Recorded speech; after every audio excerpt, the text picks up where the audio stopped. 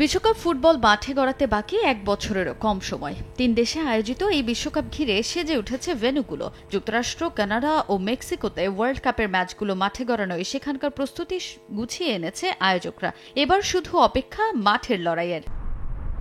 Football মহরণ মাঠে গড়ানোর আগে ticket, venue নির্ধারণ সহ ক্যাম্পেইনিং সব চালিয়ে যাচ্ছে ফুটবলের সর্বোচ্চ নিয়ন্ত্রক সংস্থা। তবে এবার নতুন এক সমস্যায় ২০২৬ বিশ্বকাপ। যুক্তরাষ্ট্রের ১১টি ভেন্যুতে ওয়ার্ল্ড কাপের ম্যাচগুলো মাঠে গড়াবে। সেখানে নিরাপত্তা নিশ্চিত করার বিষয়ে সবচেয়ে বেশি মনোযোগী ফিফা। তবে এবার সেই নিরাপত্তা ইস্যুতেই আলোচনায় যুক্তরাষ্ট্র। নিরাপত্তা ইস্যুতে এবার যুক্তরাষ্ট্রের বোস্টন থেকে বিশ্বকাপের ম্যাচ সরিয়ে নেয়ার হুমকি দিলেন দেশটির প্রেসিডেন্ট ডোনাল্ড ট্রাম্প। বোস্টনের মেয়র মিশেল উর সমালোচনা করেন তিনি।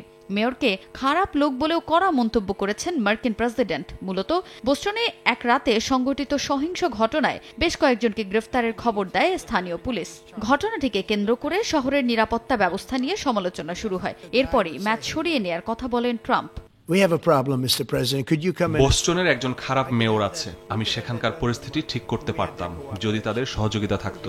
এটা যেভাবেই হোক করা হবে। বোস্টনের নিরাপত্তা ব্যবস্থা ভালো না। আমরা চাইলে ম্যাচগুলো সরিয়ে নিতে পারি। আমি বোস্টনের মানুষকে ভালোবাসি, জানি ম্যাচগুলো বিক্রি হয়ে গেছে, কিন্তু সেখানকার মেয়র ভালো না। শহরের কিছু অংশ তারা দখল করে নিচ্ছে। অলিম্পিকের কার্যক্রম সেখান থেকে সরিয়ে নেওয়া হবে। আমার ধারণা ফিফা এটা মানবে। এদিকে ডোনাল্ড ট্রাম্পের এমন মন্তব্যের পর পাল্টা জবাব দিয়েছেন ফিফা মুখপাত্র।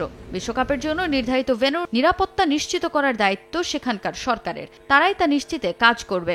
ফিফা সর্বোচ্চ নিরাপত্তার পক্ষে বলে মন্তব্য করেন তিনি আরও বলেন, আমরা আশা করি আমাদের ১৬টি আয়োজক শহরের প্রত্যেকটি সফলভাবে ম্যাচ আয়োজনের জন্য প্রয়োজনীয় সব শর্ত পূরণে প্রস্তুত থাকবে।